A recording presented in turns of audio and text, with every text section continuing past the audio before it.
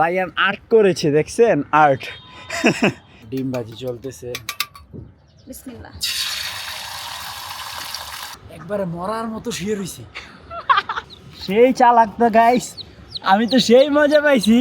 এই যে জুজুম বাহিনী গেট বাইঙ্গা বের হয়েছে, দেখেন এই যে। হে গাইস, আসসালামু আলাইকুম, welcome to my new blog. তো গাইস, আজকে সকালটা একটু অন্যরকম, কারণ হচ্ছে দেখেন প্রতিদিন ঘুম থেকে উঠি কেউ নাই, একা একা বোবার মতো হাঁস মুরগি খাবার দেই, ফ্রেশ হই, এরকম চলতেই থাকে। হ্যাঁ, আর দেখেন আজকে একটু কাউ কাউ হাউ মাউ রান্না বান্নার একটা আয়োজন, কারণ হচ্ছে আজকে লোকজন আছে। ইয়েস, এই যে নাজনীন রুটি ভাজতেছে, ছেলে ডাকতেছে পাগল হয়ে। আর এদিকে রায়ান কি করতেছে সকালবেলা দেখেন। রায়ান আর্ট করেছে, দেখছেন আর্ট। এটা কি বাবা? আমি যখন এখানে এগুলো আঁকতেছিলাম তখন এখানে একটা পিঁপড়া আসে। আমি তখন পিঁপড়াকে যেদিকে চেয়েছে আমি এমনি করে একটা আর্ট করছি। বাহ গাইস, এটা তো পুরস্কার পাবে। এটাকে কি পুরস্কার বলে? যারা হচ্ছে চিত্রশিল্প, তাহলে তুমি চিত্রশিল্প পুরস্কার পাবা, যাও। মানে হচ্ছে রায়ান এখানে আর্ট করতেছিল, আর্ট করার সময় একটা পিঁপড়া আসে, পিঁপড়া যেই পথ দিয়ে হাঁটছে সেই পথ হচ্ছে এই রায়ান এগুলো আঁকুবাকু করছে, তাই না? আমি কিন্তু কোনো কালি দিয়ে করি নাই। দাদুরা যেগুলো দিয়ে রাঁধে না তাই কালো পুড়ছে সেখান থেকে আমি নিয়ে এগুলো আর্ট করছি। এটার নাম কয়লা, কয়লার। কয়লার কালি দিয়ে সে আর্ট করেছে গাইস। তা গাইস, রায়ানের আর্ট কেমন হয়েছে কমেন্ট করে জানাবেন। হাই হাই মাশাআল্লাহ, রায়ান 20 লিটারের পানির বোতল আলগায় ফেলছে গো। ও রায়ান, পিছলে আছে কাটি। আমি উড়া দিছি উড়া। যে আর্ট শিখবে আচ্ছা। অনেক দিন ধরে বানায়, 1 বছর ধরে বানায়, এই আর্ট আমি আজকে একদিনে বানাইছি। বাহ চমৎকার। 1 মিনিট ধইরা। দেখছেন গাইস, যেটা মানুষ 1 বছর ধরে আঁকে সেটা সে 1 মিনিটে এঁকে ফেলছে। পিঁপড়া দিয়ে তারপর এতদিন কিন্তু মুরগি গাইস একটাও ঘরে ঢুকে না, এই যে দেখছেন এখন ঘরে ঢুকে। এগুলো নাজদিনের দোষ। আর নাজদিন ঘরে আসছে তাই মুরগিও আসছে। কারণ লোক ছিল না, আমি তো দরজা খুলতাম না। ডিম ভাজি চলতেছে। বিসমিল্লাহ। আমি আসলে ভাবছিলাম খিচুড়িগুলো গরম করব, পরে চিন্তা করলাম থাক আজকে আর রান্নার দরকার নাই, নাস্তা বানাইলে। তাই এতক্ষণ নাস্তা বানাই নাই। আপনি যে বুঝছেন আর আমার তখন মনে হচ্ছে তাহলে দুপুরের খাবার হয়ে যাবে, রাতের জন্য শুধু রান্না করবো। জি বাবা। সে আর্ট দেখানোর জন্য আর্টকে তোমার কাছে নিয়ে আসছে, দেখছো? আমি তো ওখান থেকেই দেখছি। এগুলা কি করছো তুমি? সে আর্ট করতেছিল, তখন একটা পিঁপড়ে বোর্ডে আসছে, পিঁপড়ে যেই পথে আসছে সে সেই পথে দাগ দিছে। এটাই হচ্ছে আর্ট। এটা কি আর্ট করছো বাবা? এর $50 বিক্রি হবে। এখন যারা আর্ট করে সেই শিল্পীর নাম থাকে এক কর্নারে। তো তুমি আর্ট করছো, তোমার নাম কোথায়? নাম দিতে মনে নাই, এবার পরে দিয়ে দিব। ওই দেখো, ওই দেখো, ওই দেখো। আসো সাফা, পানিতে যায় না, আসো আসো। আপনি কথা বলবেন আর সাফা শুনবে। ওরা নিয়ে আসো। তো গাইস, এই যে নাস্তা রেডি, সাফাও নাস্তা খাবে না। নে মাম্মি, কি আসো। তো গাইস, এই তো রুটি আর হচ্ছে ডিম ভাজি, তাড়াতাড়ি খেয়ে নেই। রায়ান ফ্রেশ হয়ে চলে আসছে, নাস্তা করবে, তাড়াতাড়ি করো। আম্মু মোবাইল ফেলে সে আম্মুকে খুঁজতেছে, দেখেন। নাজবেন, বাপের বাড়ি যাওয়ার মজা পাইছো? দেখছো বাপের বাড়ি থেকে আসার পরে কি হয়? ঝামেলা। আর যাবেন, আর যাবেন, কান ধরেন কান ধরবো? যে জীবনে আর যাব না বাপের বাড়ি। আয় হায়, কান ধরবো? হ্যাঁ, কান ধরেন। কেন? এই যে আসে দেখেন না কি করা লাগে, পুরা গাওয়ার গাইজ গুছান লাগে, দেখছেন কত ময়লা শয়লা দিয়া। এইটা মোটামুটি গুছাই ফেলছে নাজদিন। তো গাইস, আমি ছিলাম একটু বাহিরে, তো আমাদের ওই যে 2 মাওয়ালা মুরগির বাচ্চাগুলো বের হয়ে গেছে মা সহ। তো ওদেরকে নাজদিন হচ্ছে অনেক কষ্ট করে ধরছে। দোষটা কার? দোষ কার আমি জানি না। আপনি খাবার দিয়ে গেট খোলা রেখে ও গেছেন, এটাই হচ্ছে বড় দোষ। আচ্ছা, যাই হোক। তো বহু তারা কষ্ট হয়েছে, 1 ঘন্টা লাগছে বাচ্চা ধরতে। আয় হায় রে। এখনো একটা পাই নাই। হ্যাঁ, তো এখন আমি হচ্ছে ওই পাশে একটা শব্দ পাইতেছি, আমি দেখি ওই জায়গায় আছে কিনা বাচ্চাটা। একটা বাচ্চা এখনো মিসিং। এই দেখো এইদিকে শব্দ পাও? আছে, এদিকেই আছে। এই তো শব্দ করতেছে। ওই পাশে আছে না, আমি যাই ধরো। এখানে তারা আমি আসতে পারতাম না, তবে আমি ওই সাইড দিয়ে আনছি। আই হায় রে, খুবই বিপজ্জনক একটা জায়গা। হয়তো সেই চালু রে ভাই, দিদারা হয়তো সেই চালু গাইস। মানে আমার দেখা একবারে মরার মতো শুয়ে রইছে, মনে মরে গেছে গা। দেখান তো গাইস চলেন দেখাই আপনাদেরকে। এই দেখেন গাইস, দেখছেন সেই চালাক তো গাইস। আমি তো সেই মজা পাইছি, আমি দেখ খেলাইছি তোমারে। ওই পালা ওই লুকাইছে কই যায় দেখছো, ওই পাশে গেছে নাজদিন।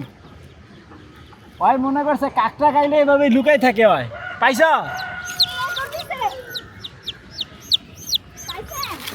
না, আবার গেছে। ও পাইছেন? ওই আছে না তো পাতার নিচে যে শুয়ে রয়েছে মরার মতো, যাতে কেউ ওকে খুঁজে না পায়। তো যাই হোক, ওই হচ্ছে ট্যালেন্টেড মুরগি। ট্যালেন্টেড মুরগি যেমন তেমন। ও হচ্ছে হলো গিয়া ওই যে গতকালকে যে ফুটছিল রাতে 3টা বাজে হয়েছে। বাবা তাকে একটু চিহ্ন দিয়ে দিই। হ্যাঁ ও আচ্ছা, ও 10 মায়ের এক সন্তান তো, 10টা ডিমের একটা বাচ্চা না না, না না, এই জন্য বেশি চালাক। ও হ, মানে 9টার একজনই।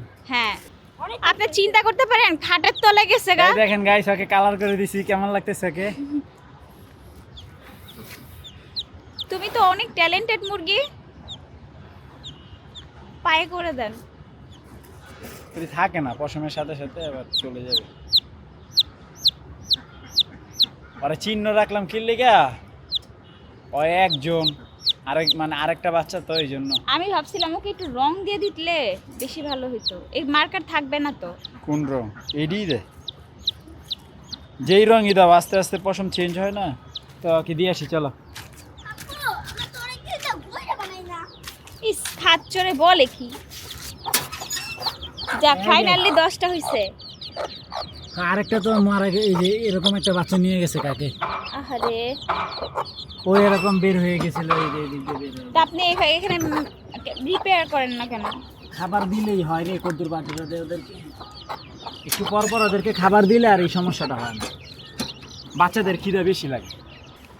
মুরগির বাচ্চা হারাইলে খুব কষ্ট পাওয়া যায় না? মুরগির বাচ্চা না, মানে যে কোনো জিনিসই যদি হারায় খুব খারাপ লাগে। তাই হ্যাঁ আমি যে কাজ করো, বাপের বাড়ি মজা খেয়েছো না, হ্যাঁ, এখন আপনি তো আরো বেশি মজা দিলেন। এখন আমার ঘরে কাজ করে খাও, কষ্ট করো, বেশি বেশি কষ্ট করবা। মার্কার দিয়ে হচ্ছে ডিমগুলোকে সুন্দর করে নাম্বারিং করে দিলাম। নাম্বারিং করার কারণ হচ্ছে এখানে মুরগিরা ডিম পারে, তো আমরা যাতে খুব সহজে নতুন ডিমগুলো শনাক্ত করতে পারি, এই জন্য নাম্বারিংটা করা। তাহলে নতুন ডিমটা আমরা উঠাই নিব, ও হচ্ছে এখানে তা দিবে। বসো বসো বসো। এই তো মাশাল্লাহ। আবার ওয়ানে নেওয়ার দরকারটা কি?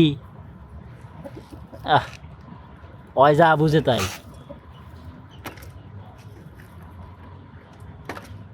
সাল্লু, কেমন আছো?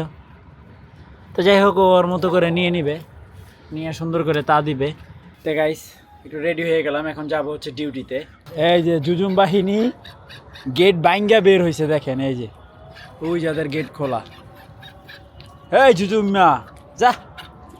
তো গাইস এখানে হচ্ছে এই দেখেন একটা গাছের শিকড় বের হয়ে গেছে, এই যে মাটি দিয়ে রাখছিলাম যে, এখন এটা যে কেটে আরেকটা টপে লাগানো হবে। তো ওই যে ওইদিকে আব্বা হলো প্রসেসিং করতেছে।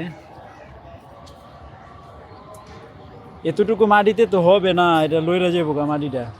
তো এটা কাইটা হচ্ছে বসাই দিবে, এটা একজন যে চাইছে তাকে দিয়ে দেবো আর কি, যত শিকড় বের হয়েছে। এই জুজুম যা, ঘরে যা, ঘরে যা, যা যা।